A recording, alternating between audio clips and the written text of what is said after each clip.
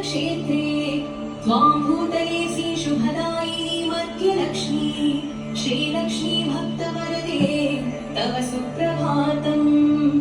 चन्द्रात्ममेव वरचन्दनकाननेषु देवी कदम्ब विपिनेसि कदम्बमाला त्वं देवी कुन्दनवनवासिनी कुन्ददन्ती श्रीलक्ष्मी भक्तवरदे तव सुप्रभातम्।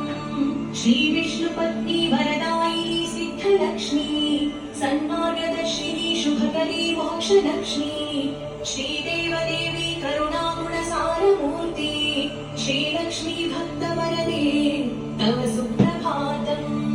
अष्टोत्तरार्चनप्रिये सकलेष्टधात्री हे विश्वधात्री सुरसेवितपादपद्मे संकष्टनाशिनी सुखङ्करी सुप्रसन्ने श्रीलक्ष्मी भक्तवरदे